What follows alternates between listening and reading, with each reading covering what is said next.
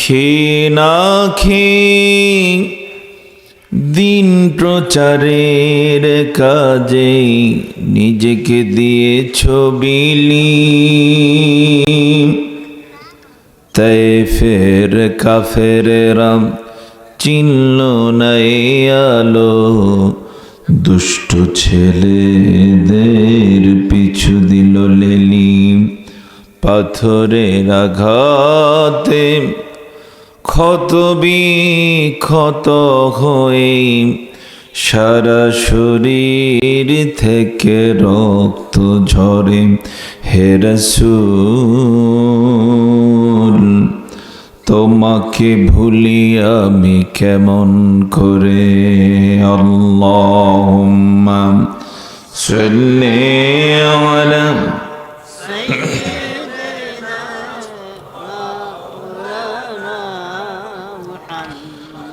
وعلى آل سيدنا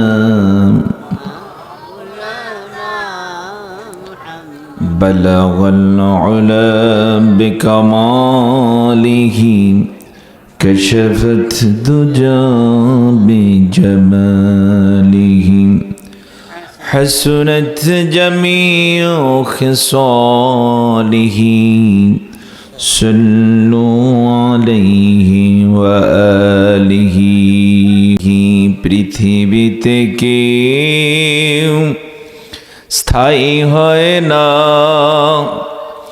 হোক না সে ফেরাউন কিবা নমরুদ। কেউ ভবে চিরদিন রয় না, কেউ ভবে চিরকাল রয় না। বাস্তব নাকি অবাস্তব? পৃথিবীতে কেউ স্থায়ী হয় না, হোক না সে ফেরাউন কিবা নমরুদ।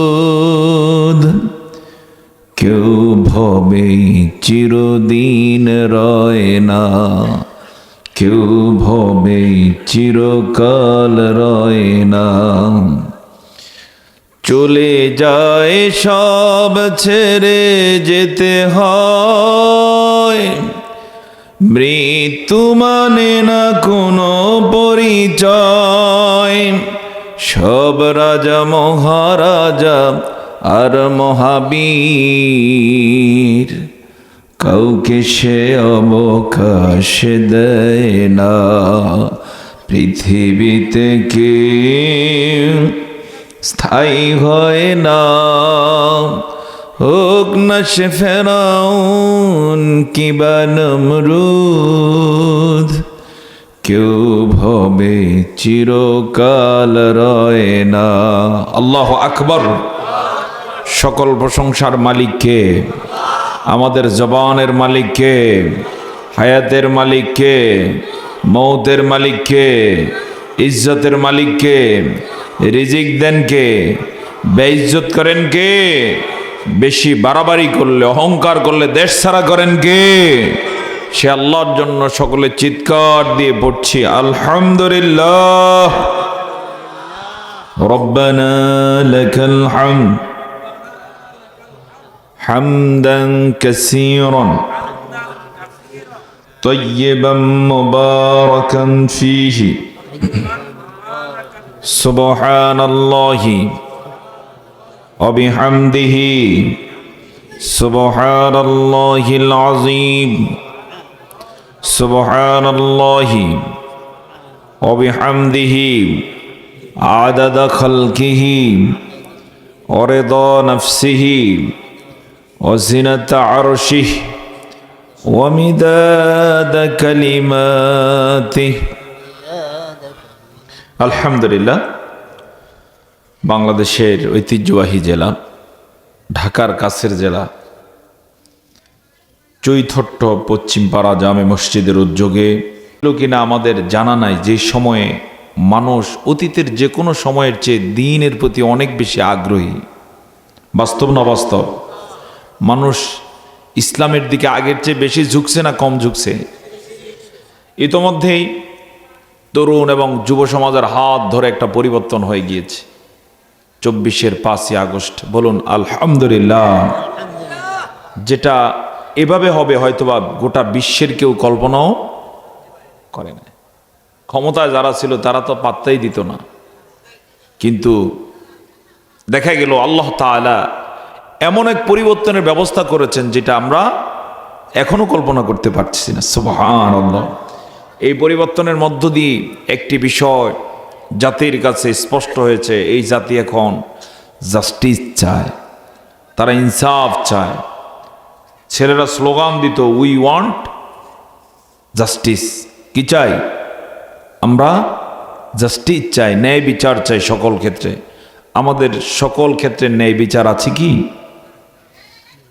তো জানতে চাই আছে কি?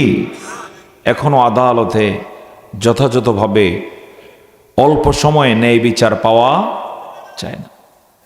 অথচ ইসলামের ইতিহাস খুঁজলে দেখা যায় ইসলামে বিচারের ক্ষেত্রে এত কড়া বিচার কখনো লেন্দি করে না, যে আজকের বিচার এটা 1 সপ্তাহ পরে হবে, 1 মাস পরে হবে। ইসলামে এই সিস্টেম নেই। আবার ইসলামে কে মামলা দিল, কে আসামি, কে বাদী, এইদিকে খেয়াল না করে যে মামলাটা যথার্থ কিনা, যদি হয় যে বাদী হোক অসুবিধা নাই, দেখা যায় মামলাটা সেভাবেই রায়ের আওতায় চলে আসে। এমনও ঘটনা আছে, আমি সেই ঘটনাটা আপনাদের কাছে ইতিহাসের নিরিখে একটা ঘটনা তুলে ধরছি। একবার হযরতে আলী রাদিয়াল্লাহু তাআলা আনহু, ইসলামের 4র্থ খলিফা, একটা বিচার তথা মামলা দাখিল করলেন কাজীর কোর্টে। কাজী ছিলেন কাজী শুরাইহ রাহিমাহুল্লাহু তাআলা আনহু। মামলায় আলী রাদিয়াল্লাহু তাআলা আনহু অভিযোগ করলেন তার একটা বর্ম হারানো গিয়েছে। অনেকদিন খুঁজলেন, তিনি বর্মটা পাচ্ছিলেন না। এখন এক ইহুদির কাছে পেলেন। ইহুদির নাম ঠিকানা দিয়ে তার বিরুদ্ধে মামলা দিয়ে দিলেন। এখন মামলা গ্রহণ করা হবে কি হবে না, ইসলামের জন্য 2 জন সাক্ষীর প্রয়োজন হয়। কয়জন? কাজী সাহেব বললেন 2 জন সাক্ষী দিন। উনি বললেন একজন হচ্ছে আমার ছেলে হাসান। সাথে সাথে কাজী সাহেব বলে দিলেন বাবার পক্ষে ছেলের সাক্ষ্য গ্রহণ যোগ্য না, বাদ। আর কে আছে বলেন? বললেন যে আমার সেক্রেটারি আছে। বললেন হ্যাঁ, একজন হইল, আরেকজন দেন। আরেকজন দিতে পারলেন না, সাথে সাথে মামলাটাকে তিনি খারিজ করে দিলেন। সুবহানাল্লাহ বলতে পারলাম না। কার মামলা? হযরতে আলী রাদিয়াল্লাহু তাআলা আনহু। পাওয়ার কি এমপি সাহেব, মন্ত্রী সাহেবের মতো? গোটা পৃথিবীর সেই সময়ের মুসলিম জাহানের একচ্ছত্র খলিফা হযরতে আলী রাদিয়াল্লাহু তাআলা আনহু। সুবহানাল্লাহ। যার ভয়ে রোম পারস্য সব তটস্থ, ভয়ে কম্পমান, সে আলীর মামলা খারিজ হয়ে যায় বিচারকের আদালত থেকে। আলী রাদিয়াল্লাহু তাআলা আনহু মেনে নিলেন যে ইসলামের আইনের কাছে অন্য কোনো কারসাজি চলে না। মামলাটা যখন খারিজ করে দেওয়া হলো, যার বিরুদ্ধে মামলা দেওয়া হলো তিনি হলেন ইহুদি। মুসলমানদের আইনের এই চমৎকার সিস্টেম দেখে ইহুদি অবাক হয়ে গেল। ইহুদি এবার বিচারকের সামনে হাত জোর করে দাঁড়িয়ে বললেন আমার একটু কথা আছে, যদি আমাকে অনুমতি দেন বলতে চাই। বিচারক বললেন বলুন। তিনি বললেন আপনাদের যে সিস্টেম আমি দেখতে পেয়েছি, আমি এই সিস্টেম দেখে নিজে নিজে এরাদা করেছি আমি আর ইহুদি থাকবো না, আমি মুসলমান হয়ে যাব। সুবহানাল্লাহ। বলতে না বলতেই সে ঘোষণা দিয়ে দিল, আশহাদু আল্লা ইলাহা ইল্লাল্লাহু ওয়াহদাহু লা শারীকা লাহু ওয়া আশহাদু আন্না মুহাম্মাদান আবদুহু ওয়া রাসূলুহু। তিনি কি হয়ে গেলেন? মুসলমান হয়ে গেলেন। মুসলমান হয়ে ঘোষণা দিলেন।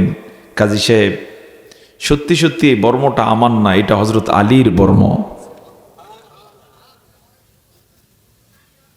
আলীর মর্যাদা এখন বাড়লো না কমলো? কথা বলুন, মর্যাদা বাড়ছে না কমেছে? তিনি বললেন, আমাকে আপনি ক্ষমা করবেন, এই বর্মটা আপনার, আপনার বর্ম আপনি নিয়ে যান। আলী রাদিয়াল্লাহু তাআলা আনহু খুশি হয়ে গেলেন। তাৎক্ষণিক কোর্টে দাঁড়ায়া বললেন, যেহেতু আপনি মুসলমান হয়ে গেছেন, স্বীকার করেছেন, আমিও আর বর্ম ফেরত নেব না, আপনাকে দান করে দিলাম। ইসলামের আইন, ইসলামের বিচার, সৌন্দর্য আছে না নাই? আসতে বলবেন না, সৌন্দর্য আছে না নাই? এরকম আইন আমাদের দেশেও কার্যকর হোক, আমাদের ইচ্ছা আছে কিনা? আমরা চাই কিনা? এরকম আইনের জন্য সেই মানুষ দরকার আছে কিনা? সেই মানুষ তৈরি হোক, আমরা চাই কিনা? এগুলোর জন্য এই মাহফিলগুলো সহায়ক হতে পারে ইনশাআল্লাহ। তো জাস্টিসের জন্য জীবন দিয়েছে, সেই জাস্টিস যেন কায়েম হয়, আমরা আল্লাহর কাছে দোয়া করব, সবাই মিলে চেষ্টা করব, সকলে বলি আল্লাহুম্মা আমিন। সম্মানিত ঘাটাইলবাসী, আমি আপনাদের খেদমতে কি নিয়ে কথা বলবো ইতোমধ্যে খোঁজ খবর নিয়েছি। কোথাও গেলে চেষ্টা করি সাধারণত যে কি অবস্থা। আমার কাছে একটা নিউজ এলো, এখানে একটা বড় সুন্দর মসজিদ আছে, কিন্তু মুসল্লি মসজিদের মানে নাই। আমাকে যে তথ্য দেওয়া হয়েছে ঠিক আছে নাকি গ্যাপ আছে? হ্যাঁ, মসজিদে কি নাই? মুসল্লি নেই। তাহলে ওয়াজ তো মুসল্লিদেরকে নিয়ে করা দরকার, কি বলেন? এই বিষয়ে কথা বলতে আমি ইচ্ছা পোষণ করছি, যদি আল্লাহ তৌফিক দেন, যদি আপনারা আমার সাথে একমত হয়ে আলোচনা শোনার আগ্রহ ব্যক্ত করেন। কি এ বিষয়ে কথা বলবো? রাজি আছেন তো, নাকি আবার মন খারাপ করবেন? আচ্ছা, ইনশাআল্লাহ। আসুন আমরা একটু দোয়া পড়ি। রব্বি ইশরাহ লি সাদরি ওয়া ইয়াসসির লি আমরি ওয়াহলুল উকদাতাম মিন লিসানি ইয়াফকাহু কওলি। সম্মানিত ঘাটাইলবাসী, আমরা যেখানে এখন বসা, 100 বছর আগে এখানে হয়তোবা কিছুই ছিল না, জমি ছিল। আবার 100 বছর পরে এখানে হয়তোবা এগুলো থাকবে, আমরা একজনও থাকবো না। যেমনই ভাবে মাহফিল আজকে শেষ হয়ে গেলে কালকে এতক্ষণ এখানে কেউ বসবো? এভাবেই মজমার জমবে? জমবে না। এভাবেই এই পৃথিবীতে কেউ আসতেছেন, কেউ চলে যাচ্ছেন, তবে সবারে নিয়ে আল্লাহ তাআলার একটা মহা পরিকল্পনা আছে না নাই? কি সেই পরিকল্পনা? আল্লাহ তাআলাকে যদি আমরা জিজ্ঞেস করি, ওগো আমাদের আল্লাহ, আপনি একটু বলুন আমাদেরকে নিয়ে আপনার কি পরিকল্পনা? আল্লাহ তাআলার এই পরিকল্পনা সম্পর্কে কোরআনে আছে না নাই? আল্লাহ তাআলা বলেন, ওয়ামা খালাকতুল জিন্না ওয়াল ইনসা ইল্লা লিয়াবুদুন।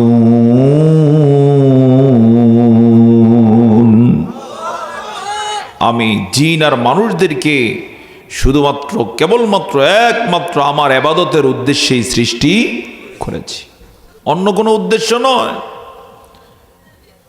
এই আয়াত দিয়ে স্পষ্ট হয়ে যায়, ইবাদত চলবে কার? গোলামি চলবে কার?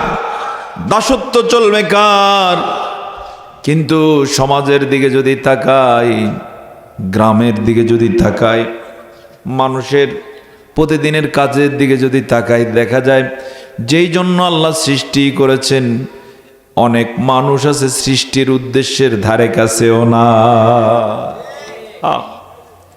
সে মনে করছে এভাবেই বুঝি চলবে জীবন, কিন্তু বিশ্বাস করুন এভাবেই চলবে না। আল্লাহ তাআলা একটা নির্ধারিত সময় দিয়ে আমাদেরকে পাঠিয়েছেন, যেমনি ভাবে এই মাহফিলের একটা নির্ধারিত সময় আছে না নাই? আসতে বলবেন না, আছে না নাই? কয় তারিখে আজকে চলছে মাহফিলটা? এই 14 তারিখের মাহফিল যেমন 13 তারিখে হয় নাই, 15 তারিখও হবে না। আমরা যারা পৃথিবীতে আসার সুযোগ পেয়েছি, আমরা যতটুকু হায়াত নিয়ে এসেছি, এর 1 সেকেন্ড আগেও আমরা আসতে পারি নাই, 1 সেকেন্ড পরেও আমরা থাকতে পারবো না। একটা নির্ধারিত সময় দিয়ে আমাদেরকে তিনি সৃষ্টি করেছেন। উদ্দেশ্য কি? তার কি করতে হবে?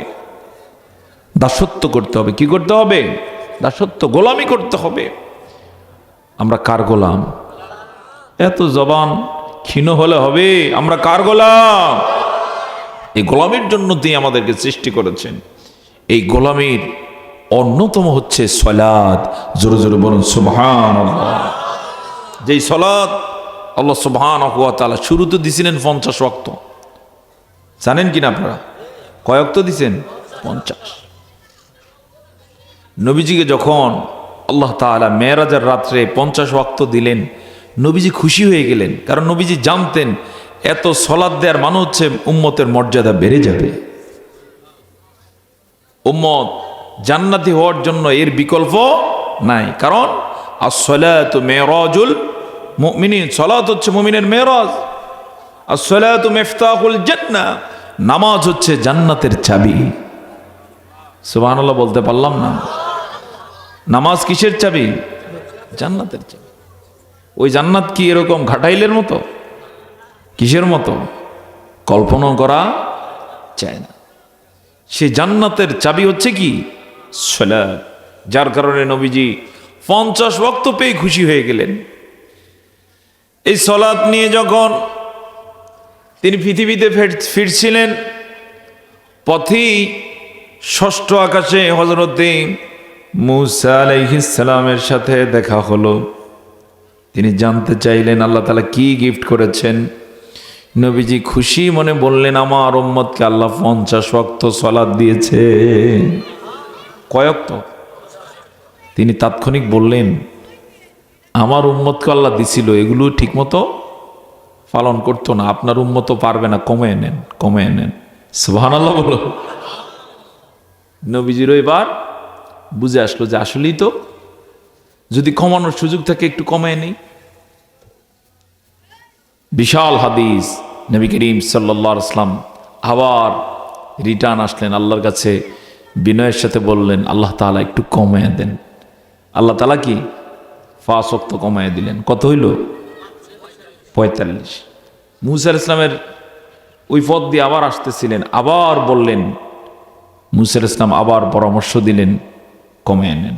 কমাতে কমাতে কয় ওয়াক্ত হলো? 5 ওয়াক্ত যখন হলো, মূসা আলাইহিস সালাম আবার যখন শুনলেন এখনো 5 ওয়াক্ত আছে, তিনি বললেন, পারলে আরো কমিয়ে নেন, আপনার উম্মত পারবে না। নবীজি বললেন, আমি বারবার আল্লাহর কাছে ফরিয়াদ করতে লজ্জা পাচ্ছি। যা আল্লাহ তাআলা দিয়েছেন আমার উম্মতের জন্য দোয়া করব, তারা যেন এই সালাতগুলো আদায় করতে পারে। আল্লাহ তাআলা নবী করিম সাল্লাল্লাহু আলাইহি ওয়াসাল্লামের এই মনোভাবকে পছন্দ করলেন।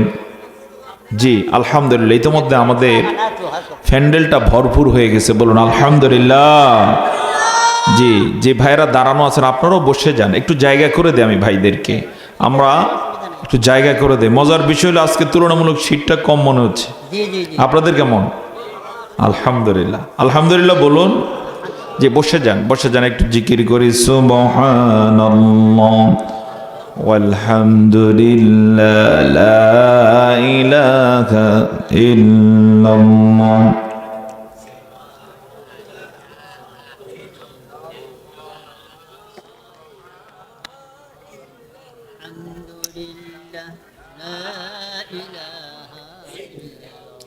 لا إله إلا الله محمد رسول الله صلى الله عليه وسلم। নবী করিম সাল্লাল্লাহু আলাইহি ওয়াসাল্লাম যখন বললেন আমি লজ্জা পাচ্ছি আর কমাতে, আল্লাহ তাআলা খুশি হয়ে বলে দিলেন, ও আমার হাবিব, আপনার উম্মতকে আমি যে 5 ওয়াক্ত সালাত দিয়েছি, আপনার উম্মতের যারাই এই 5 ওয়াক্ত সালাত আদায় করবে, আমি রব তাকে 5 ওয়াক্তের সওয়াবই দেব না, আমি 10 গুণ যোগ করে 50 ওয়াক্তেরই সওয়াব দিয়ে দেব। সেই হিসাবে আমরা সালাত পড়ি 5 ওয়াক্ত, কিন্তু সওয়াব কত ওয়াক্তে? পক্ষান্তরে আল্লাহ তাআলার যেই গোলাম সময় পেয়েও 5 ওয়াক্ত সালাত আদায় করলো না, কয় ওয়াক্তের সওয়াব হারাইলো? কত ওয়াক্তের? এরকম সওয়াব হারা কপাল পোড়া আমাদের সমাজে আছে না নাই? ওরা মনে করছে অসুবিধা নাই, কিন্তু নিজের পায়ে নিজে কুড়াল দিয়ে যায়। আমার বন্ধুগণ, দুনিয়ার যে হায়াতটুকু, কতটুকু জীবন এখানে, পরকালের তুলনায় কোরআনকে যদি প্রশ্ন করি, ওগো কোরআন তুমি বলো কতটুকু হায়াত এখানে আমরা পাই? কোরআনে আল্লাহ তাআলা বলে দিয়েছেন, كأنهم يوم يرونها لم يلبثوا إلا عشية أو ضحاها।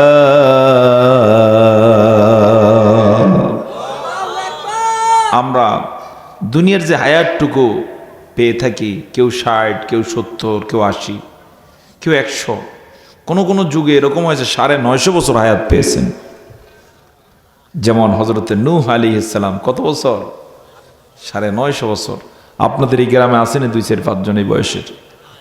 হ্যাঁ, নাই তো এরকম হায়াত পেয়েছে। কিন্তু পরকালের জীবনের তুলনায় এই হায়াতটুকু হচ্ছে ফজরের পর থেকে সূর্যোদয় পর্যন্ত যে একটা শর্ট টাইম, অথবা আসরের পর থেকে মাগরিব পর্যন্ত যে শর্ট টাইম, এতটুকু হচ্ছে এই দুনিয়ার জীবন। চিৎকার করে বলুন সুবহানাল্লাহ। আর পরকালের জীবনটা হচ্ছে এমন, এখানের 50,000 বছর, ওখানের একদিন। সুবহানাল্লাহ বলুন।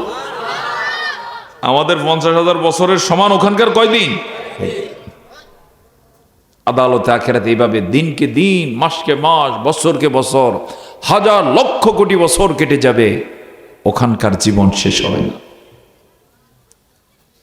এখন যে শর্ট টাইমের জন্য আল্লাহ তাআলা আমাদেরকে সৃষ্টি করেছেন, আমি জানতে চাই এই সময়টা সবাই কাজে লাগায় কিনা?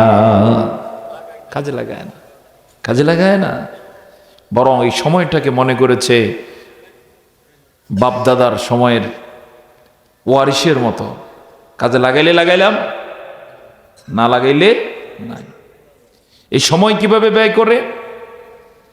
কোন এলাকা আছে এমন যে ফজরের নামাজ পড়ে না, এখন তো শীতের দিন আরো একটু মজা পায়, এজন্য সে সময় একটু নাকে তেল দিয়ে কি তেলও লাগে না, শুধু কম্বলটা মুখে থাকলে হইল। এরপরে রোদ যখন উঠে, কোনো মতে উঠলো, হাত মুখ ধুয়ে অথবা না ধুয়ে দোকান পর্যন্ত যায় বিড়ি একটা টানতে টানতে। সেখানে গিয়ে ওই যে গ্রামীণ পার্লামেন্ট আছে কিছু, চিনেন কিনা?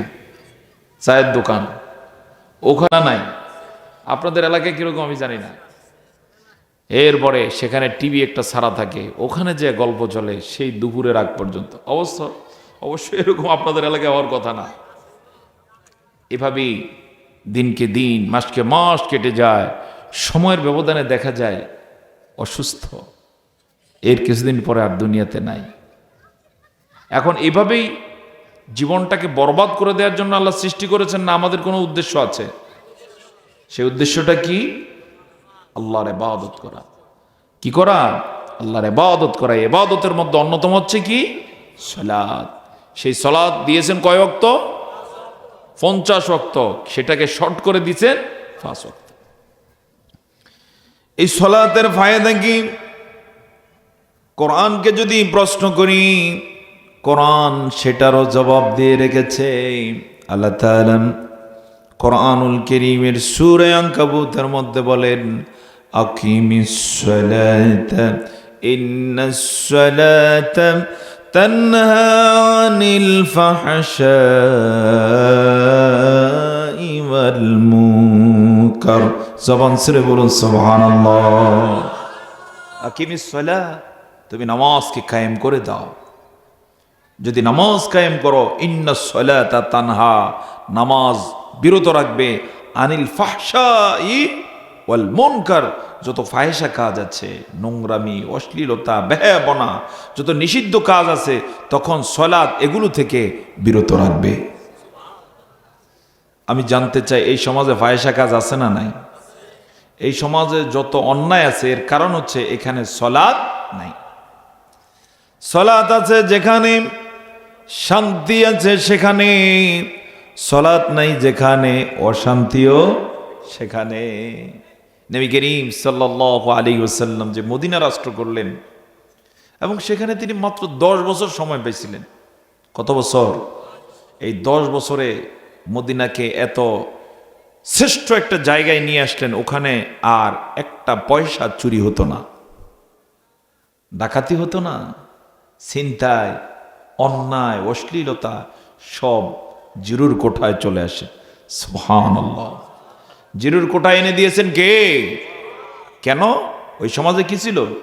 সালাত ছিল। নবী করিম সাল্লাল্লাহু আলাইহি ওয়াসাল্লাম যখন মারা যান, মৃত্যুর পূর্বে মানুষ তো সাধারণত হুশ থাকলে ওয়ারিসদেরকে নসিহত করে যান, কি কোথায় আছে অন্তিম সময়ে জরুরি কথাগুলো লিখে যান অথবা বলে যান। নবী করিম সাল্লাল্লাহু আলাইহি ওয়াসাল্লাম মৃত্যুর পূর্বে ওয়ারিসদের জন্য কোনো কথা বললেন না। কলিজার টুকরা ফাতেমা, সেখানে তার উদ্দেশ্য কোনো কথা বললেন না। আদরের জামাতা হযরত আলী, তার জন্য কোনো কথা বললেন না। হযরতে আয়েশা, আম্মা জান আয়েশা রাদিয়াল্লাহু তাআলা আনহার কোলের মধ্যে নবীজি মারা যান, আম্মা জান আয়েশার জন্য কোনো কথা বললেন না, বরং গোটা উম্মতকে লক্ষ্য করে বলে গেলেন, আসসালাত আসসালাত ওয়া মা মালাকাত আইমানুকুম। চিৎকার করে বলুন সুবহানাল্লাহ। নবীজি বললেন, আমার উম্মতেরা, আসসালাত, নামাজ, নামাজ, আমার উম্মতেরা রে, নামাজ তোমরা ছেড়ে দিও না।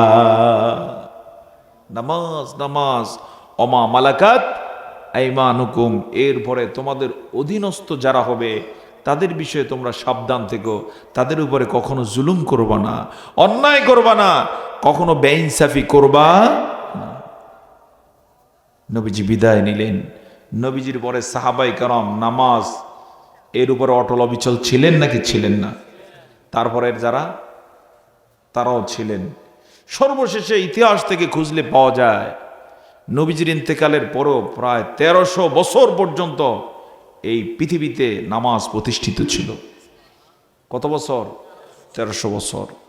আজান যখন হতো, ওই সমাজে যারা বালেগ, যারা মুসলিম, তারা সবাই মসজিদে শামিল হয়ে যেতেন। কিন্তু 1923 সালে ইসলামী খেলাফা কাফের মুশরিকদের ঐক্যবদ্ধ ষড়যন্ত্রের মোকাবেলায় খেলাফাটা নস্যাৎ হয়ে যায়, মুসলমানদের সাম্রাজ্য খণ্ড বিখণ্ড হয়ে যায়। এরপর থেকে আস্তে আস্তে করে নামাজে ধস নামা শুরু করে। তার ফলশ্রুতিতে সর্বশেষ আমাদের বাংলাদেশে এখন দেখি আজান হয় ঠিকই, সব মুসলমান মসজিদে আসে না। সেটার বাইরে হয়তো আপনাদের এই মসজিদও। এখন নামাজ না পড়ে ফায়দাটা কি আমি জানতে চাই। যারা নামাজ পড়েন না, ফায়দা হচ্ছে এই, হয়তোবা নামাজ যে সময়টা ব্যয় করে পড়তো, সে হয়তো এই সমাজে অনেক, সে জ্ঞানী গুণী, এই কারণে ওই সময়টা সে বেশ ইনকাম করে। বিষয়টা কেমন? নামাজ ফাঁকি দিয়ে কি করে? একটু ইনকাম করে। কিন্তু সত্যিকার অর্থে নামাজ ফাঁকি দিয়ে যদি ইনকাম করতো, তাহলে এই সমাজের দুরবস্থা কেন আমি জানতে চাই। তার মানে হচ্ছে নামাজকে ফাঁকি দিয়ে যত ইনকাম করছে, ফলাফল জিরো নাকি অনেক বিশাল কিছু? ফলাফল কি? জিরো। আমি উদাহরণত বলছি আপনাকে, যেমন জোহরের আজান হচ্ছে, ব্যক্তি হয়তোবা দোকানদার, আজান শুনলো ঠিকই, মসজিদে গেল না, চোখের সামনে হয়তোবা দেখতে পেল কাস্টমার আর কাস্টমার, নামাজ না পড়ে কাস্টমার বিদায় দিতে পারতেছে না, কিন্তু সে নামাজ পড়ে নাই, কাস্টমার নিয়ে ব্যস্ত ছিল।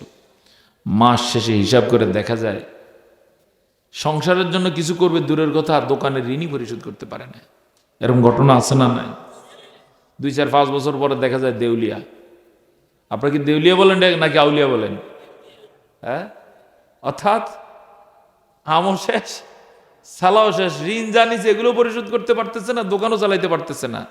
তো নামাজকে ফাঁকি দিয়ে হইলটা কি হয়েছে? এই যে আউয়াল আখের সব শেষ।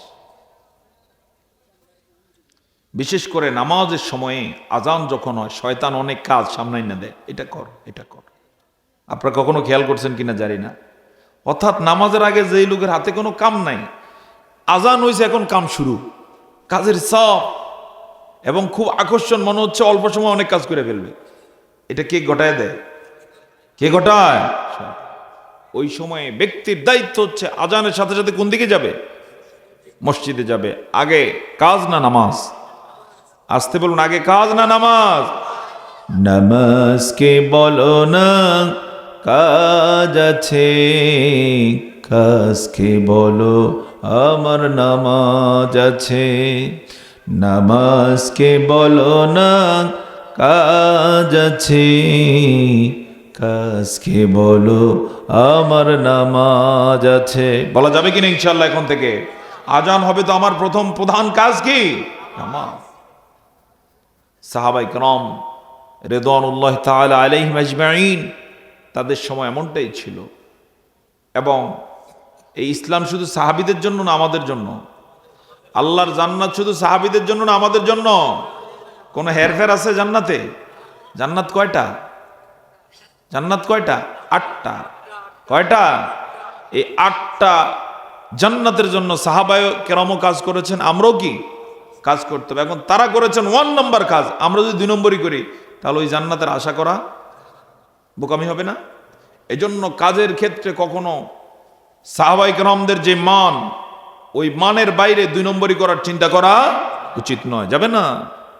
সাহাবায়ে কেরাম রিদওয়ানুল্লাহি তাআলা আলাইহিম আজমাইন, যখন আজান হতো এমনও ঘটনা পাওয়া যায়, একজন কুড়াল দিয়ে ওই যে কাঠ কাটতেছেন, গাছ ফাটতেছেন, আজান শুনলেন, আল্লাহু আকবার আল্লাহু আকবার। এলান শোনার সাথে সাথে কুড়াল মাত্র মাথার উপরে উঠালেন। এইটা তিনি বলেন না যে কাজটা শেষ করে নেই, কুড়ালটাকে ওই পর্যন্ত উঠেই নামে রেখে দিলেন। এখন আমার কাজ কি? নামাজ। সুবহানাল্লাহ বলুন। আমাদের জন্য শিক্ষা আছে না নাই? নামাজ।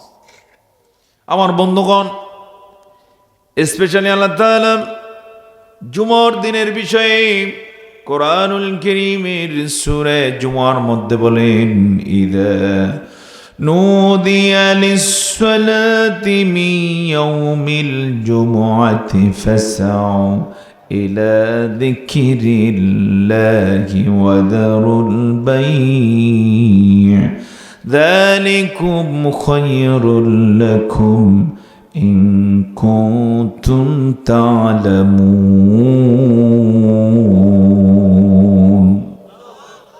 যখন তোমাদেরকে ইদা নুদিয়া লিস-সালাহ, সালাতের জন্য ডাকা হয় জুমার দিনে, ফাসআউ, দৌড়াও, ইলা যিকরিল্লাহ আই ইলা সালাতিল্লাহ, আল্লাহর জন্য আল্লাহর সালাতের দিকে তোমরা দৌড়াও। ওয়াজারুল বাই, এক্ষেত্রে যদি বেচা কেনাও চলতে থাকে, সবচেয়ে যেটা গুরুত্বপূর্ণ, সাপোজ একেবারে মাফের জন্য পণ্যটা দিয়েছে, এটাও যদি থাকে এটা রেখে দাও। ওয়াজারুল বাই যালিকুম খায়রুল লাকুম ইন কুনতুম তা'লামুন, এটাই হচ্ছে তোমার জন্য সর্বোত্তম, তোমাদের জন্য এটাই হচ্ছে সেরা, যদি তোমরা জানতে পারো। আমার বন্ধুগণ, আমরা ব্যবসা বাণিজ্য, আমরা আয় ইনকাম যা করি শান্তির জন্য করি না অশান্তির জন্য? সেই শান্তি কার পক্ষ থেকে? আমি জানতে চাই কার পক্ষ থেকে? সে আল্লাহর পক্ষ থেকে শান্তি। এটা জানার পরেও কি কেউ কাজের জন্য নামাজ বাদ দিতে পারে? বুঝের কত ঘাটতি, নামাজগুলোকে বরবাদ করে দিচ্ছে। এবারে নামাজের ফায়দা কত, দাম কত, আপনাদেরকে একটু ছোট্ট উদাহরণ দিয়ে আমি বুঝাতে চাই। যেমন ফজর দিয়ে শুরু, এশা দিয়ে শেষ হয়। ফজরের নামাজ কয় রাকাত? কয় রাকাত? 4 রাকাত। জোহরের নামাজ কয় রাকাত? মোট 10 রাকাত। নফল ধরলে 12 রাকাত। আসর কয় রাকাত? মাগরিব কয় রাকাত? ঈশা কয় রাকাত? মোট কয় রাকাত? হ্যাঁ, এই যে একজনে বলছে 17 রাকাত। 17 রাখেন আপাতত। ফরজ 4, সুন্নাত 2, কত হইল? 6। আর বেতের এটাই তো ঠিক মতো পড়ে না কেউ। 17 ধরায় দিলে তো সে চিন্তা করো যে আর মসজিদেই যাব না। ওই যে এক গল্প, এক লোক ফজরের নামাজ পড়ে নাই, এখন ইমাম সাহেব মুসল্লিদেরকে নিয়ে তার বাসায় গেছে। যাওয়ার পরে তো এখন তার হালুয়া টাইট, যে সকালবেলা এত লোক তার বাসায়, তো মিথ্যা বলার অভ্যাস আছে। বলল, হুজুর আমি বাসায় নামাজ পড়ছি। আসলে কি পড়ে না। তো হুজুর বলছে, আচ্ছা নামাজ আপনি যে পড়ছেন কয় রাকাত পড়ছেন?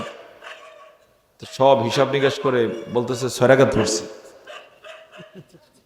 কয় রাকাত? এখন বউ পর্দা সরে আর দেখাইতেছে 4 রাকাত। সাধারণত স্বামী যেমন হয় অনেক সময় বউ কি তেমন হয়, যে এজন্য বলে যে ওই যে কি যেন, যে যেমন তার সাথে, অধিকাংশ ক্ষেত্রে আল্লাহ তেমনই মিলিয়ে দেন। এখন স্বামীরও তো পার করে দিতে হবে। তো বউ বলছে, তুমি যে 6 রাকাত বলতেছো, নামাজ কয় রাকাত? 4 রাকাত। এখন হুজুর তো কোনো কথা বলে না, আর বউ বারবার ইশারা দিচ্ছে। তো পরে এখন মুখ ফসকে বলে ফেলছে যে আমি 6 রাকাত বলতেছি, হুজুর এতেই রাজি না, আর তুমি 4 রাকাত দেখাইতে আছো। আমার বন্ধুগণ, এই যে 4 রাকাত ফজরের নামাজ, এর মধ্যে 2 রাকাত সুন্নাত, 2 রাকাত ফরজ। আমি জানতে চাই কোনটার ভ্যালু বেশি? কোনটার? ফরজের ভ্যালু বেশি। এক্ষেত্রে এই ভ্যালু কত আল্লাহ ছাড়া কেউ জানে না। সুন্নত 2 রাকাতের ভ্যালু কি শুনুন। নবী করিম সাল্লাল্লাহু আলাইহি ওয়াসাল্লাম বলেছেন, রাকাতাইন মিনাল ফাজরি খায়রুম মিনাদ দুনিয়া ওয়া মা ফিহা। ফজরের 2 রাকাত নামাজের দাম হলো এই পৃথিবী, এর মাঝে যা কিছু আছে সব একত্র করে যা হয়, এর দাম যত, ফজরের 2 রাকাত সুন্নতের দাম তার চেয়েও বেশি। সুবহানাল্লাহ। এটা একটু ব্যাখ্যায় আনা দরকার, কারণ যারা জীবনে ফজরকে বরবাদ করেছেন, আপনারা কি হারিয়েছেন, আবার যারা কষ্ট করে পড়েন তারা কি পেয়েছেন বোঝা দরকার আছে না নাই? ধরেন আপনাদের এই ঘাটাইল শহরে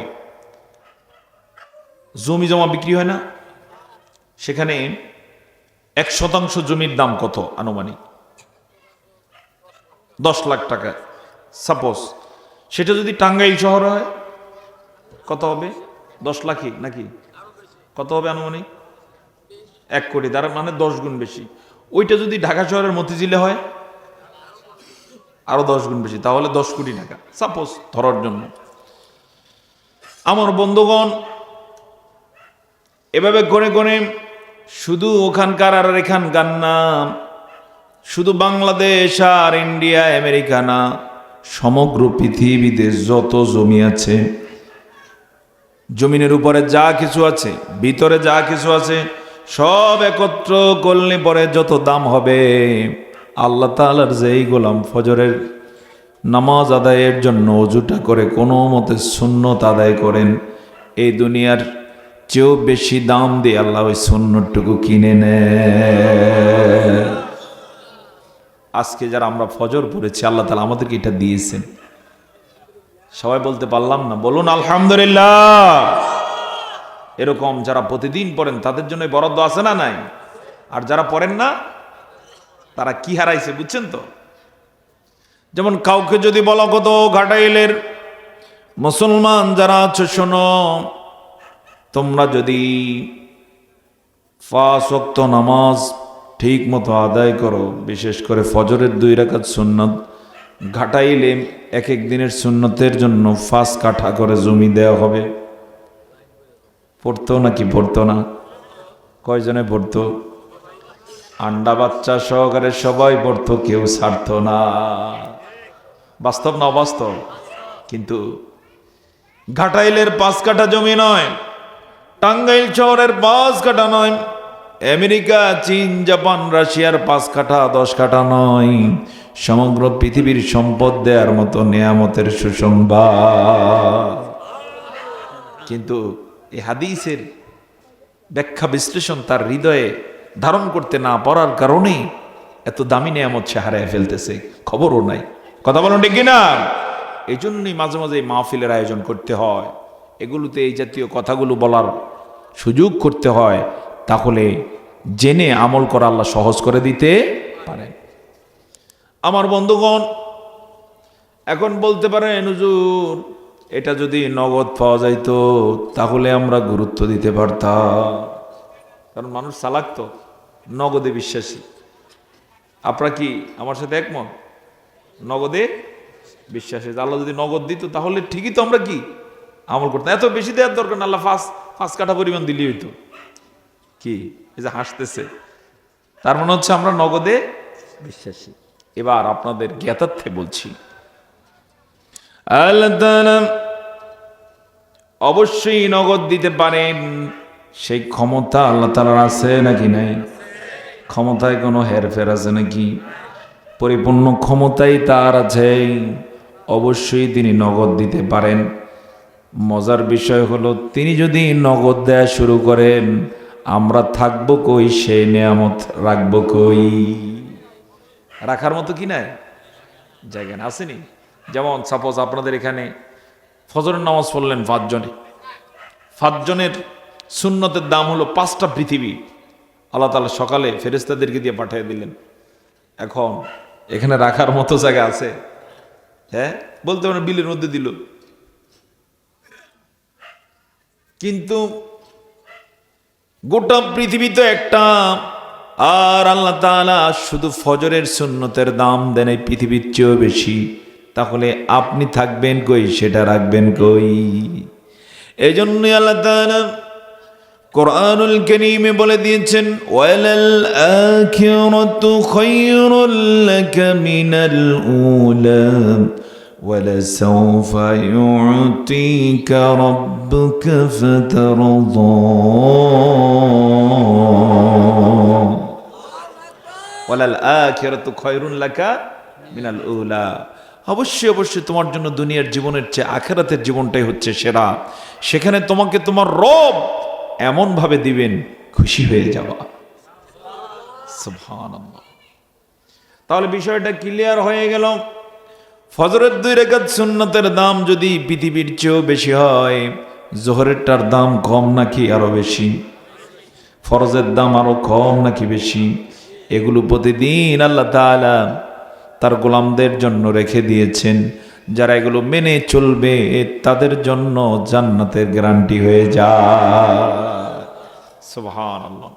তো আল্লাহ তাআলা বলেন, তুমি নামাজকে কায়েম করে দাও, আকিমিস সালাতা, তুমি নামাজ কায়েম করো, নামাজটাকে গুরুত্ব দিয়ে পড়ো। নিশ্চয় নিশ্চয় নামাজ সব অন্যায় অশ্লীলতা থেকে বাঁচিয়ে দেয়। এবার একটা আফসোসের কথা বলি, এই ধস শুধু গ্রামেই নয়, শহরেই নয়, এই ধস দেশ জুড়ে। আমাদের দেশে নামাজ কায়েম আছে কি? হ্যাঁ, নামাজ কায়েমের একটা অর্থ হচ্ছে রাষ্ট্রীয়ভাবে নামাজ কায়েম থাকা। যেমন রাষ্ট্রীয়ভাবে অনেকগুলো বিষয় কায়েম আছে, এর মধ্যে একটা হচ্ছে ট্যাক্স দেয়া। আপনারা কোনো জমি কিনতে গেলে বা বিক্রি করতে গেলে ট্যাক্স দেয়া লাগে নাকি লাগে না? হ্যাঁ, ট্যাক্স ছাড়া হ্যাঁ একবার হাল সল সন পর্যন্ত কি খাজনা। কেন? কারণ এটা রাষ্ট্রীয়ভাবে কি আছে? কায়েম আছে। না দিলে দলিল নেয়া দেয়া সব বন্ধ। এটা আমরা যারা বুঝি, আশা করছি তাদের জন্য সহজ বোঝা।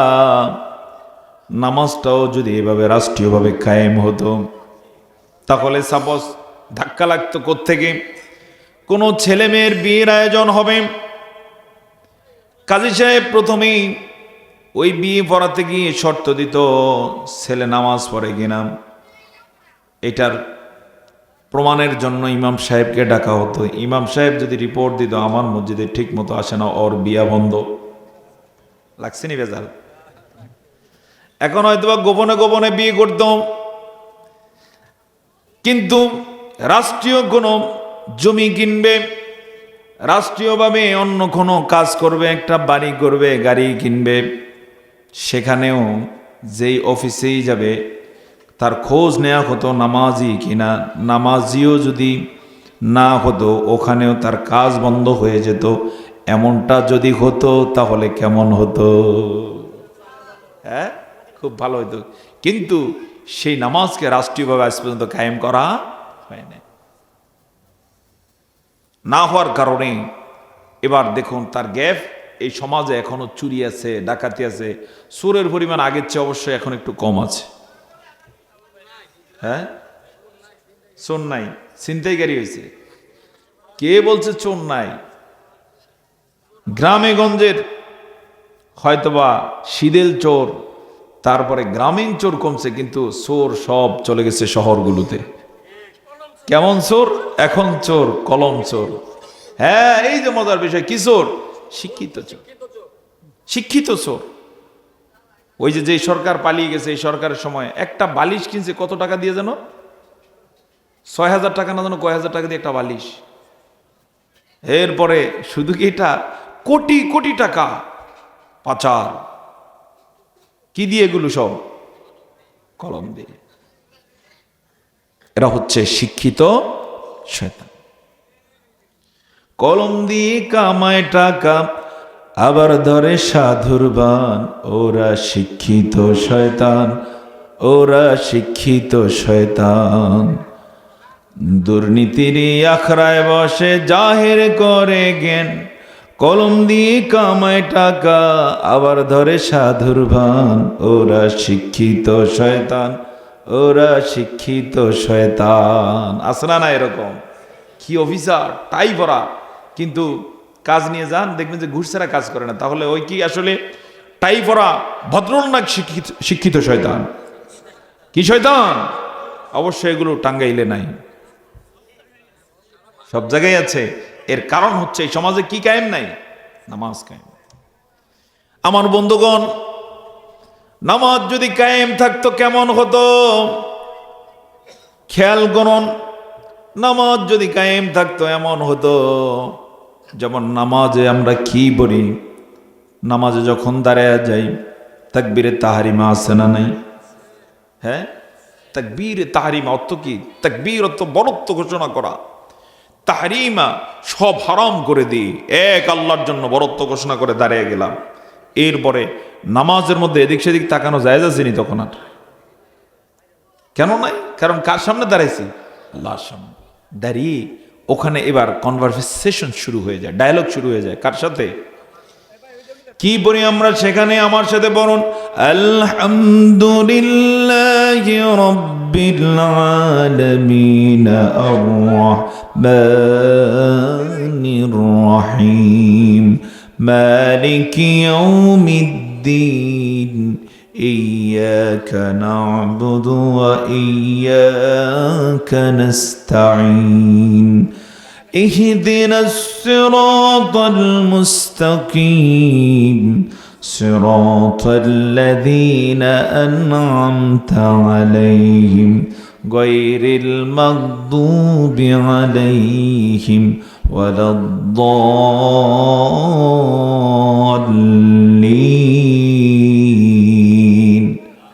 آمين। অর্থ কি?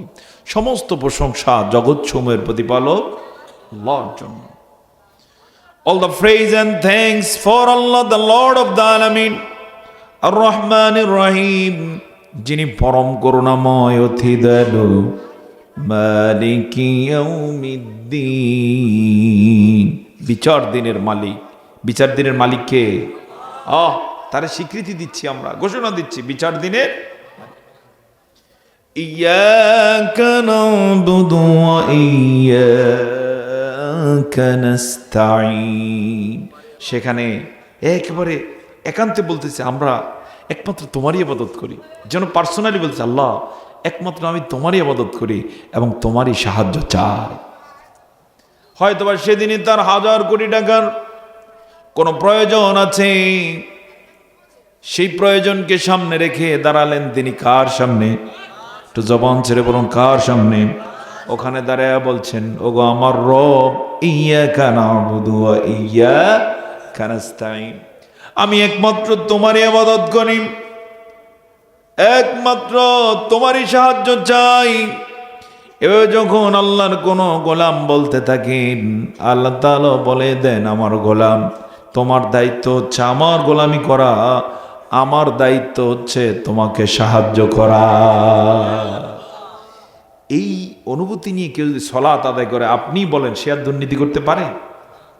কথা বলুন, মিথ্যা কথা বলতে পারে, চুরি করতে পারে? কেন করবে না? কারণ সে কার সাথে কথা বলে আসছে? আল্লাহর সাথে। ফজরটা তার এভাবে যখন শুরু হয়ে যায়, জোহরের আগ পর্যন্ত সে অন্যায় পথে পা বাড়াতে পারে না। এই কারণেই আল্লাহর কোন গোলাম যখন নামাজি হয়ে যাবে, এই নামাজ তাকে অন্যায় থেকে বাঁচিয়ে দিবে, অশ্লীলতা থেকে বেঁচে যাবে সে। মানুষটা তখন নামাজি হয়ে যাবে, সোনার মানুষে পরিণত হয়ে যাবে। সুবহানাল্লাহ। কিন্তু সেই নামাজটাই রাষ্ট্রীয়ভাবে আজ পর্যন্ত কি হলো না? কায়েম হলো না। একটা সুযোগ এসেছে আলহামদুলিল্লাহ, সেটা হচ্ছে ইসলামিক দলগুলো এক হয়েছে, ঐক্যবদ্ধ হয়েছে। ইসলাম যারা ভালোবেসে বাংলাদেশকে দুর্নীতিমুক্ত করে একটা সোনালী সমাজ উপহার দিতে চায়, তারা সব একমত হয়েছে। সেক্ষেত্রে যদি আগামী সংসদটাতে কোরআন দিয়ে নামাজ কায়েম হওয়ার সিদ্ধান্ত নেওয়া হয়, তাহলে আশা করা যায় এই দেশ থেকে আল্লাহ তাআলা সব অন্যায় দূর করে দিতে পারেন। তেমন একটা দেশ হোক আমরা চাই না? সবাই চান না? আপনাদের যে অবস্থা, সবাই চান কোরআন দিয়ে দেশ চলুক, সংসদ চলুন? আপনারা চান? মন থেকে বলুন কারা কারা চান? মাশাআল্লাহ, লিল্লাহে তাকবীর। আল্লাহ তাআলা কবুল করুন সকল। সেই রকম যোগ্য লোক লাগবে, এটা হতে পারে না। হ্যাঁ, ধন্যবাদ। আমরা যোগ্য লোক চাই, এমন লোক চাই যে ব্যক্তি হকের পক্ষেই থাকবে। এমন না যে সে ওই যে ক্লাবেও যাবে, মসজিদেও আসবে, ক্লাবেরও সভাপতি মসজিদেরও সভাপতি, সে মদের আড্ডায় আছে আবার মাহফিলও আছে। এরকম নেতা আছে না নাই? অবশ্য টাঙ্গাইলে এরকম নাই।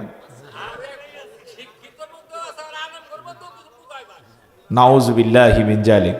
ওই যে তামাম গায়ে ক্ষত, ওষুধ দেব কত। তবে সুযোগ এসেছে, বিশেষ করে যে সামনে একটা নির্বাচন আছে, এই নির্বাচনে আপনারা চেষ্টা করুন ভালো প্রার্থী যে কোরআন দিয়ে সংসদে কথা বলবে তাকে নির্বাচিত করুন। ইনশাআল্লাহ আশা করা যায় পরিবর্তন হবে। এই তো ইনশাআল্লাহ। আল্লাহ কবুল করুন, সকলে বলে আল্লাহুম্মা আমিন। আর একটা পরিবর্তন দরকার, সেটা আমাদের হাত দিয়ে হবে, অথবা আমরা যদি ব্যর্থতার পরিচয় দেই তাহলে পরবর্তী জেনারেশনের হাত দিয়ে হবে। তবে আমাদের হাত দিয়ে যদি হয় আমাদের সৌভাগ্য হবে। জোরে বলেন ইনশাআল্লাহ। যেমন তরুণরা ইতিমধ্যে কি করেছে, তাদের কাজ তারা করে ফেলেছে। বিশ্ববিদ্যালয়গুলোতে সমানে ভালো ভালো বিশ্ববিদ্যালয়গুলোতে ইতিমধ্যে দেখা যাচ্ছে ইসলামিক তরুণ যারা, তারা দায়িত্বে চলে আসতেছে। দেখছেন কিনা আপনারা? যে ঢাকা বিশ্ববিদ্যালয় ডাকসুতে মাশাআল্লাহ দলমত নির্বিশেষে এখনকার যে প্যানেল, তাদেরকে ভোট দেওয়া হয়েছে, এরাও তার সম্মান সর্বোচ্চটুকু দেখিয়েছে। ঢাকা বিশ্ববিদ্যালয়ে 1965 সালে যে মসজিদ হয়েছে, 65 সালের পর থেকে কোনোদিন এই মসজিদের কল্যাণে কেউ কাজ করে নাই, কিন্তু এবারে নির্বাচিত হয়ে তারা মসজিদ সংস্কারে হাত দিয়েছে। আলহামদুলিল্লাহ বলবেন না? তার মানে হচ্ছে ভালোদেরকে যদি এভাবে নির্বাচিত করা হয়, এটা সুফল আছে না নাই? আসতে বলুন আছে না নাই? এই জন্য দলমত নির্বিশেষে আমরা এই বিষয়টা মাথায় রাখবো, যারা কোরআনের কথা বলবে সংসদে দাঁড়িয়ে আমরা তাদেরকে ভোট দেব। দিবেন তো ইনশাআল্লাহ? সেটা কোন দলের এটা আপনি দেখবেন না, দেখবেন যে আল্লাহর কোরআনের কথা সে বলবে কিনা, সেই যোগ্যতা আছে কিনা। এমন কাউকে আর নির্বাচিত করবেন না, করা উচিত নয় যে লোক ঠিকমতো নিজেই নামাজ পড়ে না। বেনামাজি নেতা আছে না নাই? বেনামাজি নেতা, আহারে, ওই নেতা হওয়া দূরের কথা, ও তো এই সমাজে থাকারই যোগ্যতা রাখে না। যদি নামাজ কায়েম থাকতো তাহলে কোনো বেনামাজি লোক কখনো নেতা হতে পারত না। কারণ সে ওই যে হলফনামায় উল্লেখ করা হয়তো নামাজি না বেনামাজি, যদি হয়তো বেনামাজি তাহলে হলফনামায় কি বেড়ে যেত? বাদ পড়ে যেত। নামাজ কায়েমের উদাহরণটা হচ্ছে এমন, আমরা যে পোশাক গায়ে দেই, পোশাকের উদাহরণটা যেমন, যে ব্যক্তি নামাজি সে যেন পোশাকি ব্যক্তি সব জায়গায় যেতে পারে। আর যে ব্যক্তি বেনামাজি, নামাজ নাই, যেন তার গায়ে কোনো পোশাক নাই। এখন পোশাক ছাড়া কোনো লোক যদি এলাকায় আসে, এই ফ্যান্ডেলের মধ্যে ঢুকে গেল পোশাক ছাড়া কোনো পুরুষ, আপনি জায়গা দিবেন? কি করবেন? হ্যাঁ, পারলে একটা পোশাক পরে দেওয়ার চেষ্টা করবেন, আর বুঝবেন এটা কি পাগল। নামাজ যারা পড়ে না, আমার আপনার দৃষ্টিতে তারে মনে হইতে পারে মানুষ, কিন্তু আল্লাহর দৃষ্টিতে সে কি এরকম বেউকুফ, পাগল। এটা শুধু এই পর্যন্তই সীমানা থাকবে না। আদালত আখিরাতে তাকে উঠা লাগবে নাকি লাগবে না? সেদিন সর্বপ্রথম হিসাব দিতে হবে কিসের? নামাজ। রাসূল করিম সাল্লাল্লাহু আলাইহি ওয়াসাল্লাম বলেছেন, আউয়ালু মা ইউহাসাবু বিহিল আবদু ইয়াউমাল কিয়ামাতিস সালাহ। কিয়ামতের দিনে হাজার লক্ষ কোটি মানুষের মাঝে সবাই যেদিন উঠতে হবে, প্রথমে আল্লাহ তাআলা হিসাব নেবেন নামাজের। কিসের হিসাব? নামাজের। আল্লাহর জন্য সেটা নেয়া জটিল নাকি সহজ? প্রতিদিন কত ওয়াক্ত? 5 ওয়াক্ত। তাহলে মাসে কত ওয়াক্ত? 50 না, 5 গুণ হলো 30 সমান সমান কত হয়? 150। বছরে কত ওয়াক্ত? 1800। এক বছরে যদি 1800 হয়, ব্যক্তি হয়তো বা বালেগ হওয়ার পর থেকে 50 বছর বাঁচলো, তাহলে 50 গুণ 1800, 50,000, আর ওদিক দিয়ে হইলো গুণ 18, এই 8। সব হিসাব বের করা আল্লাহর জন্য জটিল না সহজ? খুব সহজ। সেটা আল্লাহ তাআলা মনিটরে দাঁড় করে দিবেন যে তুমি কতদিন বাঁচছ, কি পরিমাণ নামাজ ছিল, কোন ওয়াক্ত কতবার পড়ছ, সব হিসাব সামনে চলে আসবে। বান্দা তখন কপালে মাথায় হাত, কেউ কেউ আছে আঙ্গুলগুলো মুখের মধ্যে দিয়ে কামড়াতে থাকবে, করলাম কি। যখন হাসরের ময়দানের ভয়াবহ অবস্থা দেখবে, তখন নিজের প্রতি নিজে ক্রোধান্বিত হয়ে যাবে। কোরআনুল কারীমের সূরা মুমিন আল্লাহ কথা বলেছে, সেখানে উল্লেখ করেন, ইন্নাল্লাযীনা কাফারু ينادون لمقت الله أكبر من مقتكم أنفسكم إذ تدعون إلى الإيمان فتكفرون। আঙুলগুলো কামড়াতে থাকবে, করলাম কি। বিশেষ করে যারা ব্যবসায়ের কারণে, চাকরির কারণে, কাজকর্মের কারণে নামাজ বরবাদ করে দিয়েছে, দুনিয়ার কোনো লোভে বেনামাজি কাউকে সাপোর্ট করেছে, দুনিয়ার কোনো লোভের কারণে কোরআন এবং হাদিস থেকে দূরে থেকেছে, সেদিন বুঝতে পারবে ওগুলো তার কোনো কাজই আসে না। তখন সে বুঝতে পারবে যে অন্যটা তো আমার নিজের, কার প্রতি আজকে নাখোশ হব। তখন আঙ্গুল কামড়াবে নিজেরটা নিজে, কামড়ে কামড়ে আঙ্গুল ছিঁড়ে ফেলবে, রক্ত পড়বে নিজ দিয়ে ঝরঝর করে। এই দৃশ্য দেখে ফেরেশতারা ডেকে বলবে, ইন্নাল্লাযীনা কাফারু ইউনাদুন লামাকতুল্লাহি আকবারু মিন মাকতিকুম। শোন, আজকে তুই তোর উপরে যতটা খেপে আঙ্গুল কামড়ে কামড়ে রক্তাক্ত করতেছিস, এর চেয়ে অনেক বেশি আল্লাহ তাআলা তোর উপরে ক্রোধান্বিত ছিলেন, খেপা ছিলেন, যখন আজান হতো তুই মসজিদে জায়গা নিতি না। আছে না? না এরকম আজান হয় সে নাগর নাগর করে, আজান হয় সে খেতে কাজ করে। আল্লাহ তাআলার ক্রোধ তার উপর আছে না নাই? কিন্তু তিনি এখনই ধরছেন না, এই জন্য যে একটা পরকাল রেখে দিয়েছেন, ধরার জায়গা আছে না নাই? ওই সন্তানের মতো, সন্তানকে মা বলছে স্কুলে যা, সে স্কুলে না গিয়ে বন্ধুদের সাথে খেলতেছে, তো মা বলছে ঠিক আছে অসুবিধা নাই, তোরা আমি ওই যে মাঠে যায় ধরবো না, তোর জায়গা আছে। জায়গা আছে কই? খাইতে আসা লাগবে নাকি লাগবে না? রাত্রে ঘুমানোর জন্য আসার দরকার আছে না নাই? রাত্রে যখন আসছে খেতে বসছে তখনই ধরছে। আল্লাহ তাআলা ধরার জায়গা কোথায়? দুনিয়াতে না আখিরাতে? সেদিন ধরবেন নাকি ধরবেন না? শক্ত করে ধরবেন নাকি নরম সরম ধরবেন? কেমন ধরা? আদালতে আখিরাত এটা থাকবে এমন মাঠের মতো, গোটা পৃথিবীর সবটাই মাঠ বানিয়ে দিবেন আল্লাহ তাআলা। চিৎকার করে বলুন আল্লাহু আকবার। মাঠটা হবে তামার। কিসের? তামার হবে। এই মাঠে সব মানুষ সেদিন জমায়েত হবে। ভয়াবহ বিষয় হলো কারো গায়ে কোনো পোশাক থাকবে না। থাকবে নি? যেমনিভাবে পৃথিবীতে আমরা আসার সময় পোশাক ছিল না, এইভাবেই উঠতে হবে। তবে এসেছিলাম নিষ্পাপ শিশুর মতো, আর সেদিন যিনি যেই বয়সী হয়ে মারা গেছেন এই বয়সী হয়ে উঠবে। চিৎকার করে বলুন আল্লাহু আকবার। এই ভয়াবহ দিনে সূর্য থাকবে মাথার একেবারে কাছে। হিটের কারণে মাথার চান্দি গলে যাবে। কারো কারো হাঁটু পর্যন্ত, কারো বুক পর্যন্ত, কারো কোমর পর্যন্ত ঘাম হয়ে হাবুডুবু খেতে থাকবে। ঘাম যে কত ভয়াবহ হতে পারে আপনারা যারা জেলে গেছেন কিছুটা টের পেয়েছেন হয়তোবা। আমি জেলে যাওয়ার সুযোগ হয়েছে, যেই সরকার পালিয়েছে তাদের বদান্যতায়। 2011 সালের 19 সেপ্টেম্বরে খামোখা মামলা একটা দিয়ে জেলে নিয়ে গেল এবং সেখানে প্রায় 6 মাস ছিলাম। তো আমাদেরকে মাঝে মাঝে প্রচণ্ড গরম, এই গরমের দিনে যখন ওই যে জেলের যে গাড়িগুলো ফ্রিজন ভ্যান আনতো নিত, বিশেষ করে যখন ফেরত নিত বিকেলবেলা, আমরা যখন নামতাম ঘামে মনে হতো গাড়িতে ওই যে কলসি কলসি পানি ঢেলে দিয়েছে। দুনিয়ার সামান্য ঘামে যদি এমন হতে পারে, আর সূর্য যদি মাথার উপরে চলে আসে কেমন হবে? সে ভয়াবহ দিনে আল্লাহ তাআলা প্রথম প্রশ্ন করবেন, তোমাকে আমি যে 5 ওয়াক্ত সালাত দিয়েছি কতটুকু আদায় করেছো? যারা আদায় করবে জান্নাতের চাবি হাতে পেয়ে আল্লাহর পক্ষ থেকে এই নেয়ামত পেয়ে জান্নাতের মেহমান হওয়ার জন্য ছুটবে। আর যারা ওখানে গ্যাপ করেছে জান্নাতে যাওয়ার মতো চাবি কি হাতছাড়া নাই।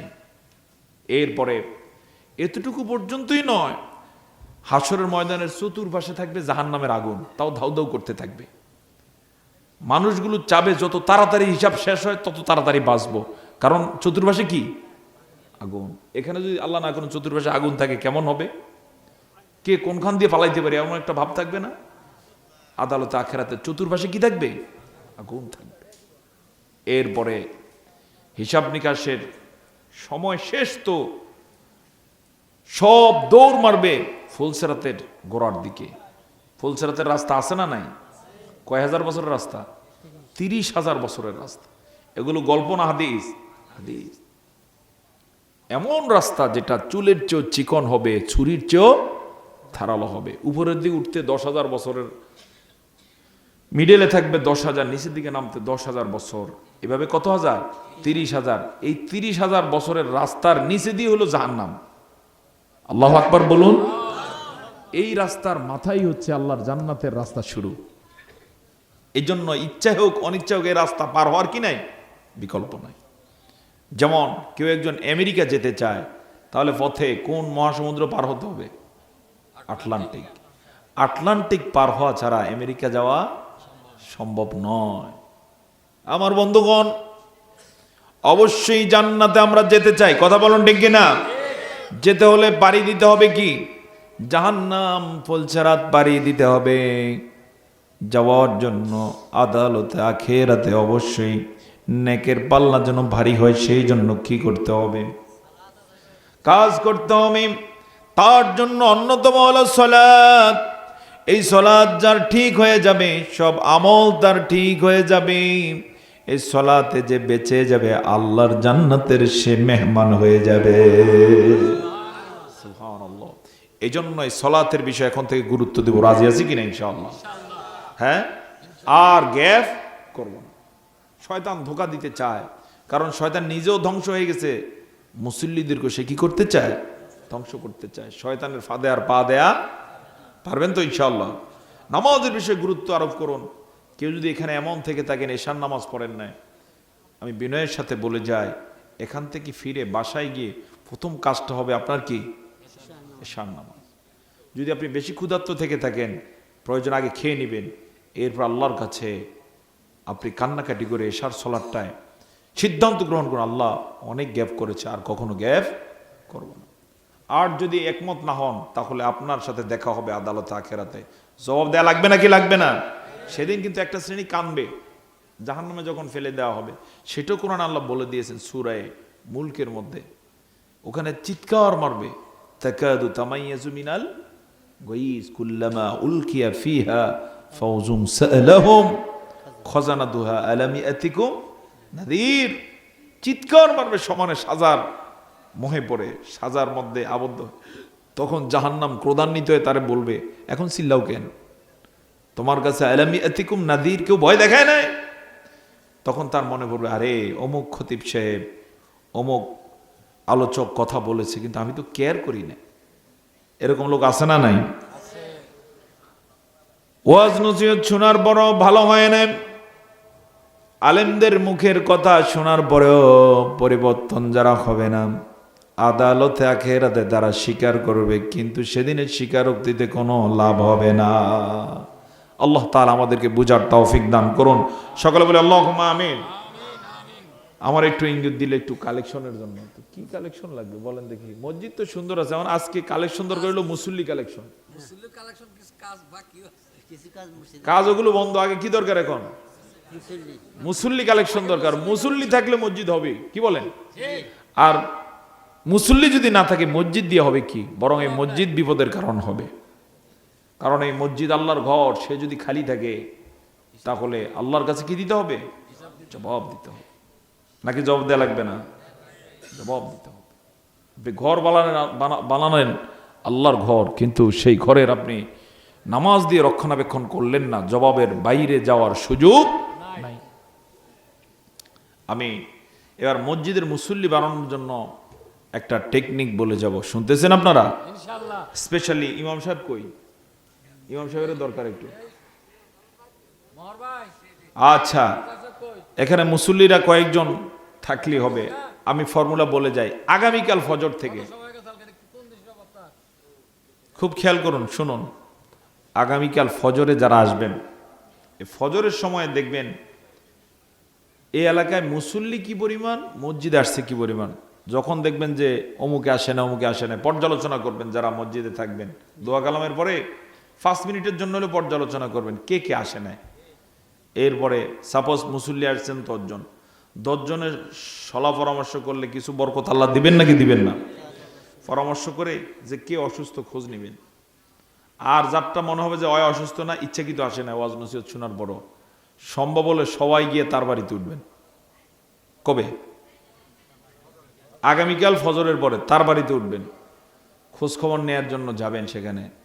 যদি দেখেন যে এখনো ঘুমায় তাহলে তো সুন্দর, তারা উঠে বললেন যে ফজরের নামাজ পড়ো। এরপরে আলটিমেটাম দিয়ে আসবেন যে আগামীকাল ফজর, অর্থাৎ কালকে বলবেন আগামী, অর্থাৎ পরশু দিনের ফজরে যদি আসো আলহামদুলিল্লাহ, না আসলে আবার এই 10 জন আসবে, সবার খাবারের ব্যবস্থা তুমি করবা। আর তার ফ্যামিলিতে যারা আছে মা বোন, তাদেরকে বলে আসবেন যে আপনারা পাঠিয়ে দিবেন তারে। না আসলে কয়জনের খাবারের ব্যবস্থা করতে হবে? ফজরে যে কয়জন আমরা হব সবার, শুধু 10 জন না, বাড়লে সবার খাওয়ার ব্যবস্থা করা লাগবে। এই আলটিমেটাম যদি দিতে পারেন, বলেন তো এর পরের দিন মসজিদে আসার সম্ভাবনা আছে না নাই? ইচ্ছা হোক অনিচ্ছা হোক, বিপদ থেকে বাঁচার জন্য সে চিন্তা করবে আগেই কি যায় মসজিদে যায়। অবশ্যই এমনও কেউ থাকতে পারে যে টাকা পয়সাওয়ালা, যে ঠিক আছে আসুক, 10 জনের খাওয়াইতে অসুবিধা নেই, কিন্তু বাসা যে মা বোন আছে ঠিকই তারে পাঠিয়ে দিবে, বলো যাও মসজিদের দিকে যাও, নয় মানিজ্যদের প্রশ্ন। বাস্তব নাকি অবাস্তব? এভাবে মুসল্লির পরিমাণ বাড়ার সম্ভাবনা আছে না নাই? আরো 5-7 বছর আগে আমার একটা মাহফিল ছিল একবার বরিশালে, উজিরপুরে। তো নদীমাতৃক এলাকা, এই জন্য রাতের বেলা ঢাকায় আসতে পারি না, রয়ে গেলাম। ফজরে নামাজ পড়লাম মসজিদে, যা দেখি মুসল্লি হয়েছে মাত্র 2 কাতার, অথচ মসজিদ খুব সুন্দর, দোতলা মসজিদ। নামাজ আমি পড়ালাম, মুসল্লিদেরকে জিজ্ঞেস করলাম সংখ্যা কম কেন? হুজুর এমনই হয়। বললাম জুমার দিনে কেমন হয়? দোতলা ভরপুর হয়ে যায়। বললাম তাহলে বাকিরা কই? বললেন আসে না ঠিক মতো। তো এই ফর্মুলা বলে দিয়ে আসলাম যে আপনারা এখন থেকে মসজিদে ফজরের পরে, যেমন আজকে 2 কাতার হয়েছেন, 2 কাতার যেহেতু, 1 কাতার ঐক্যবদ্ধ একদিকে যাবেন, 2 কাতার তো 2 দিকে যাবেন। যেই বাড়িতেই দেখবেন যে আসে না মসজিদে, ওই বাড়িতে ঢুকবেন, এই আলটিমেটাম দিবেন। এই বলে আসলাম। আমার 1-1.5 মাস পরে একদিন কল দিল একজন, বলল হুজুর আমি বরিশাল থেকে বলছিলাম, বরিশালের ভাষায় আর কি। তো কি ঘটনা? আমি সভাপতি সাহেব বলছিলাম আপনার একটা সুসংবাদ দেওয়ার জন্য, আজকে আমাদের ফজরের সময় জুমার মতো মুসল্লি হয়েছে। এই ফর্মুলা আপনারা কাজে লাগাইতে পারবেন কিনা ইনশাআল্লাহ? সবাই তো লাগাবেন না, যারা মুসল্লি আছেন আপনারা এটা কাজে লাগাবেন ইমাম সাহেবের নেতৃত্বে, যুবকদের নেতৃত্বে। আশা করছি মসজিদে মুসল্লির অভাব হবে না। এই সমাজের লোকগুলো যদি মুসল্লি হয়ে যায়, তাহলে এবার সুসংবাদ হলে সমাজে অন্যায় থাকবে না, চুরি থাকবে না। এরপরে বিভিন্ন এলাকায় বরকত পাওয়া যায় না, দেখবেন যে বরকত পাবেন। কোন এলাকার লোকেরা যদি আল্লাহর প্রতি ঈমান আনে, আল্লাহকে ভয় করে কাজ করে, আল্লাহ তাআলা বরকতের আসমান জমিনের সব দরজা খুলে দিবেন। এটা কোরআনের আয়াত। আল্লাহ তাআলা বলেন, ওয়ালাউ আন্না আহলাল কুরা আমানু ওয়াত্তাকাউ লাফাতাহনা আলাইহিম বারাকাতিম মিনাস সামাই ওয়াল আরদ। যদি গ্রামের অধিবাসীরা, জনপদের অধিবাসীরা ঈমান আনত এবং তাকওয়া অবলম্বন করত, তাহলে আমি তাদের জন্য আসমান জমিনে বরকতের যত দরজা আছে সবগুলোই খুলে দিতাম। আল্লাহ কি পরিমাণ বরকত দিতে পারে আমরা কল্পনাও করতে পারব না। সাম্প্রতিক সময়ে স্বর্ণের দাম কম না বেশি? কথা বলুন, কম না বেশি? কিন্তু এই প্রেক্ষাপটে সৌদি আরবে স্বর্ণের বিশাল খনি পাওয়া গেছে, কয়েক হাজার টন সেখানে স্বর্ণ আছে। আল্লাহ চাইলে আমাদের দেশেও দিতে পারেন নাকি পারেন না? কথা বলো। আপনারা উদাহরণ বুঝবেন, এই যে আমের মৌসুমে কোনো কোনো গাছে দেখবেন আমের অভাব নাই, আবার কোনোটাতে একটাও নাই। কার দান? আসতে পারবো না, কার দান? তিনি চাইলে অঢেল দিতে পারেন, চাইলে একটাও দিবেন না, শেষে মরো। এবার কাঁঠাল গাছ দেখা গেছে গত বছর অনেক হয়েছে, এবার একটাও নাই, কে দেন? তার মানে হলো এইভাবে আল্লাহ তাআলা চাইলে বরকত দিয়ে ভরপুর করে দিতে পারেন। আর তিনি যদি না চান, গাছ থাকবে ঠিকই কিন্তু ফসল হবে না। এই যে আমাদের দেশ নদীমাতৃক দেশ, মাঝে মাঝে অনেক মাছ, মাঝে মাঝে নাই, কে দেন? আল্লাহ তাআলা দেন। তবে তুলনামূলক আল্লাহ তাআলা আমাদের কি বেশি দেন। আমি একবার কলকাতাতে মাহফিল করে আসতেছিলাম, তো কলকাতা বিমানবন্দরে ইমিগ্রেশনের সময় আমার পরিচয় যখন পাইছে বাংলাদেশি, আমার ইমিগ্রেশন অফিসার বলতেছে তোমাদের দেশে পদ্মার ইলিশ পাওয়া যায় তো বড় বড়। তা আমি বললাম পদ্মার গোড়া তো তোমাদের ইন্ডিয়ার মধ্যে। পরে সে আমার আফসোস করে বলতেছে যে ইন্ডিয়ায় পাওয়া যায় এতটুকু এতটুকু, কিন্তু বড়গুলো সব বাংলাদেশে ঢুকে যায়। আমার তখন মনে পড়ল, ওরা অমুসলিম হওয়ার কারণে হয়তোবা আল্লাহ তাআলা ওদেরকে এই নেয়ামত দেন নাই, আর এই দেশবাসীর অধিকাংশ মুসলমান হওয়ার কারণে আল্লাহ তাআলা ওই নেয়ামত এদিকে ডাইভার্ট করে দেন। সুবহানাল্লাহ। এই মাছগুলো যখন এতটুকু এতটুকু থাকে, তখন পদ্মার গোড়ার দিকে থাকে। গোড়া কোথায়? ইন্ডিয়াতে। কিন্তু আস্তে আস্তে যখন বড় হয়, ডিম আসবে, তখন মিঠা পানি খুঁজতে থাকে, মিঠা পানির প্রবাহ সব বাংলাদেশে। সুবহানাল্লাহ। আমার বন্ধুগণ, এটা আল্লাহর ওয়াদা। যদি আমরা ঈমান আনতে পারি, আমরা যদি তাকওয়ার পরিচয় দিতে পারি, তাহলে আমি যদি এই বিষয়ে কোরআনের আয়াত সামনে রেখে আপনাদের কাছে তুলে যাই, আপনাদের কাছে এই বিষয়টাকে আমি তুলে রেখে যেতে চাই, ইনশাআল্লাহ বিইজনিল্লাহ আমরা যেখান থেকে বরকতের কখনো আশা করি নাই, সেখান থেকেও বরকত দিবেন কে? সুবহানাল্লাহ। আল্লাহ তাআলা কবুল করুন। সকলে বলে আল্লাহুম্মা আমিন।